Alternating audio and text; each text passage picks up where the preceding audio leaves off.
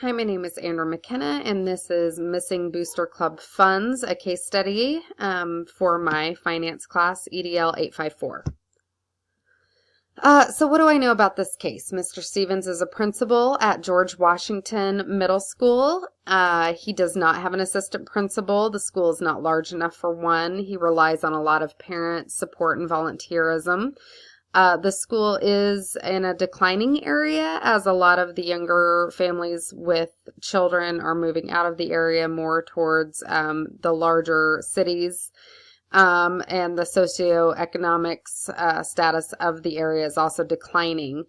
Mrs. Bowman is a parent at the school who has a child that won a cheerleading recognition and got invited to a parade in New York City to participate in. She requested that PTA pay for her daughter's trip. Mr. Stevens declined, stating that PTA funds are for all, not just for one, so he was unable to give her the funds for that. She also volunteers a lot and was one of the parents the night of a basketball game who was doing the tickets, and so she was selling tickets for entrance and collecting funds.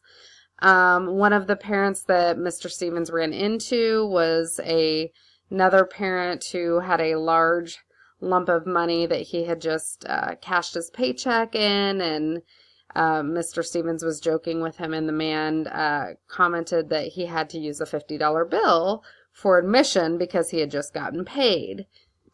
Mrs. Bowman was the one who turned in the bank bag to Mr. Stevens at the end of the game. She had counted both, or she had written a hand note also inside of it for Mr. Stevens, stating that 10 of the tickets were torn, so were discarded. Mr. Stevens counted both the concessions and ticket funds in front of the security guard, which was his common practice. The concession money balanced, but with the inventory. But the amount of money matching the number of tickets that were claimed to be sold didn't quite add up. And so there was actually also no $50 bill in with the ticket sales. What we need to know, who else was working with Mrs. Bowman? How did they count the tickets and the money? Were they counted separately, together? Did just one person do that?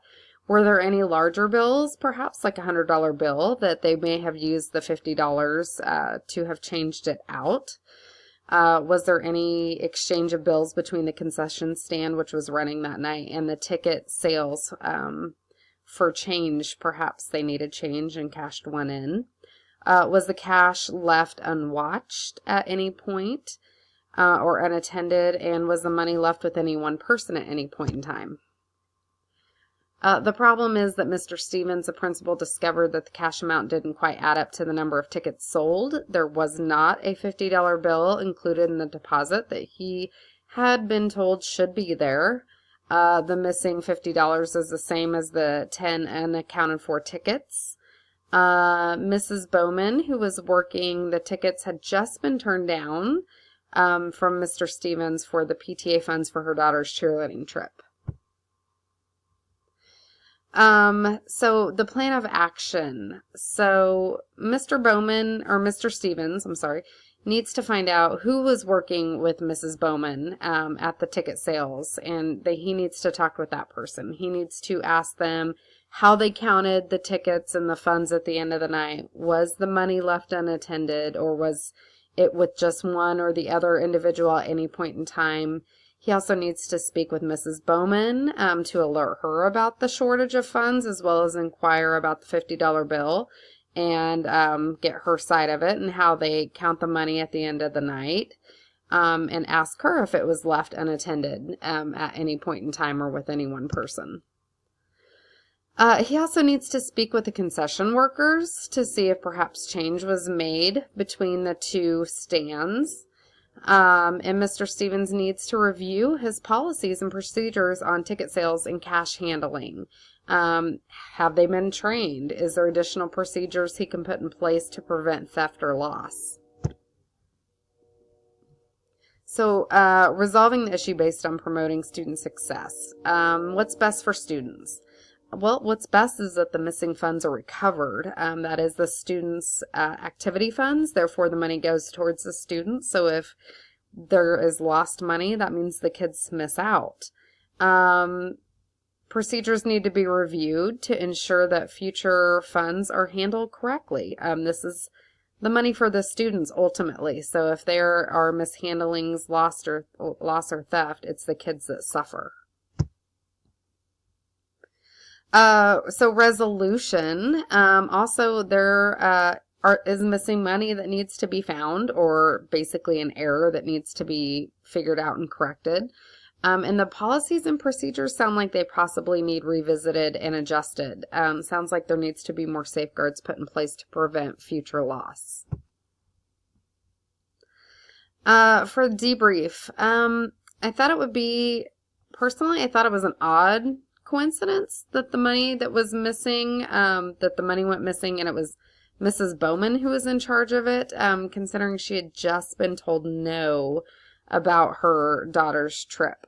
Just a very odd coincidence.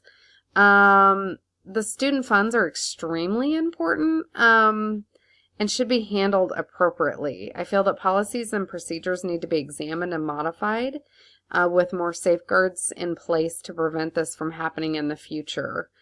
I also find it very odd that it was the $50 that, of all things, that wasn't there, that $50 bill. And what procedures were followed or not followed? Where is the missing money? And what happened to that $50 bill? How do you promote the well-being of every student? Well, I promote the well-being of every student by making sure the policies and procedures are in place to safeguard the students' funds. I would make sure that any fund discrepancies are investigated and resolved. And I will make sure that any parents or staff that are involved with funds or are fully trained and aware of the school and district's policies and procedures. They need to be trained before they're allowed to be a part of any type of school funds or handling of money.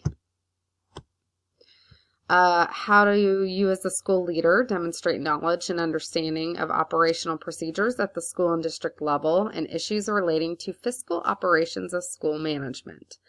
This is for component 1. I would conduct a thorough investigation into the missing funds to determine if there was just an accounting error or if there was actually theft or loss. I would review the school's policies and procedures to include more safeguards to prevent the possibility of theft, loss, or mishandling of the school and student funds.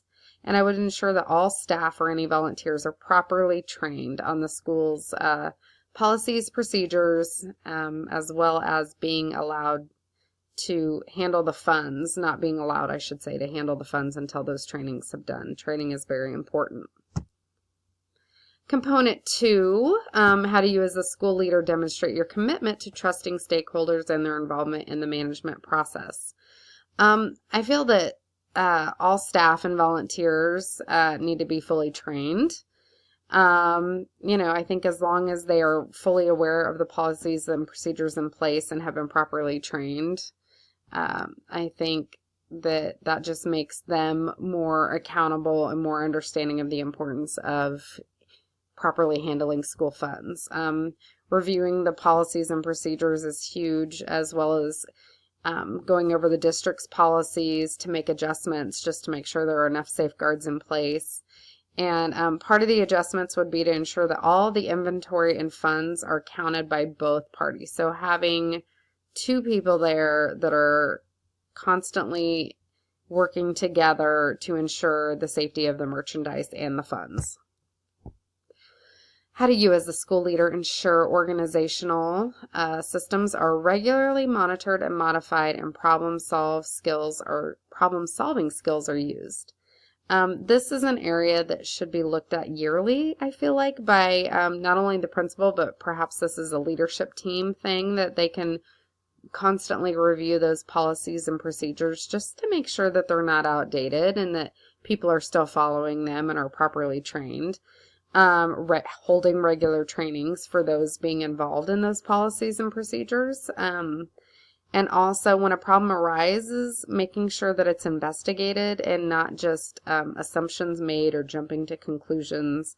You really need to step back from your feelings and emotions and properly ask those questions, dig into it to get facts and not just go based on feelings. And if errors occur, how can you implement additional safeguards to prevent future loss?